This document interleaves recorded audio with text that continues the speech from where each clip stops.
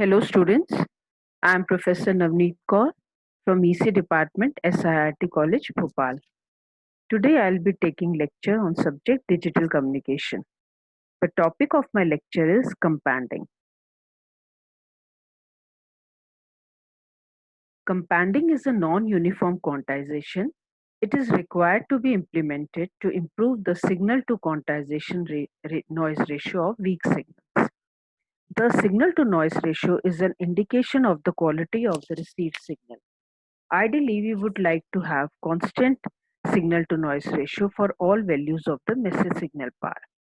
The quantization noise is given by the formula delta square upon 12, where delta is the step size.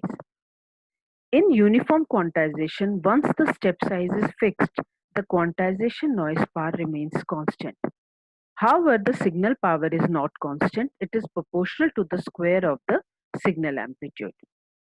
Hence, signal power will be small for low amplitude signals, but quantization noise power is constant. Therefore, the signal to quantization noises for weak signals is very poor. This problem can be solved by using smaller steps for smaller amplitude, that is non-uniform quantization. In practice, it is difficult to implement the non-uniform quantization because it is not known in advance about the changes in the signal level. Therefore, an alternative method is used to implement non-uniform quantization.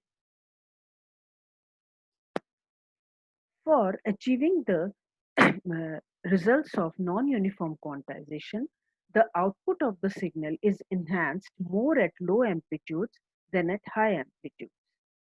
The alternative is to pass the speed signal through a non-linear circuit before applying it to a uniform quantizer. The nonlinear circuit causes the signal amplitude to be compressed. Therefore, the weak signals are amplified and strong signals are saturated at a level.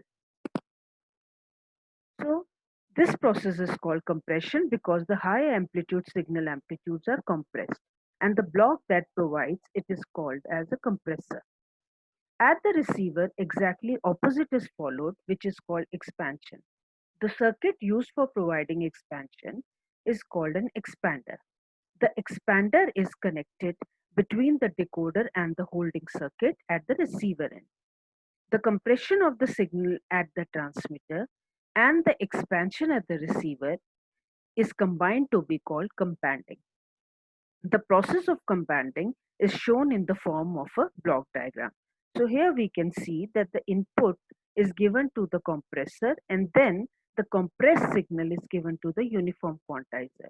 At the receiver end, we have an expander block which will recover the signal to its original amplitude and the output is given to the required destination. Now first we will see the compressor characteristics. Here we can see the characteristic between the input and the compressed output. Here the characteristics is shown here.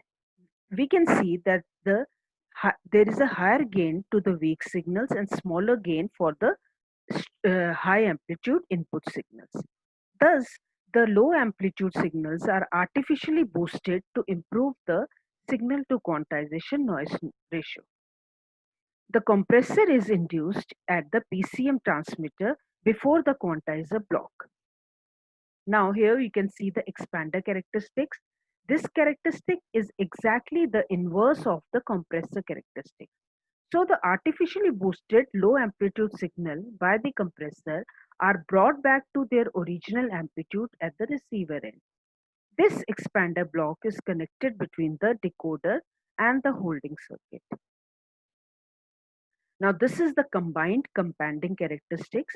So here we can see the compression and the expansion, and the straight line is given by the no companding characteristic, which is also known as uniform quantization. Ideally, we need a linear compressor characteristics for small amplitudes of the input signal and a logarithmic characteristics elsewhere. In practice, this is achieved by using following two methods. First is mu law companding and the second one is A law companding. Now first we will discuss mu law companding. In the mu-law compounding, the compressor characteristics is continuous. It is approximately linear for smaller values of input levels and logarithmic for high input levels. The characteristics of the mu-law compounding can be shown in this waveform. So here we can see the compressor characteristics as the value of mu, which is the compression parameter, changes, there is a change in the characteristics of the mu-law compounding. The output, which is represented by y, it is given by an expression 1 upon log 1 plus mu log 1 plus mu m upon mp, where m is the instantaneous value of the amplitude signal and mp is the maximum uncompressed input voltage and y is the compressed output voltage. M upon mp will give the normalized value of the input with respect to the maximum value mp. The practically used value of mu is 255. It can be shown here that for mu is equal to 0, the compounding effect is not used.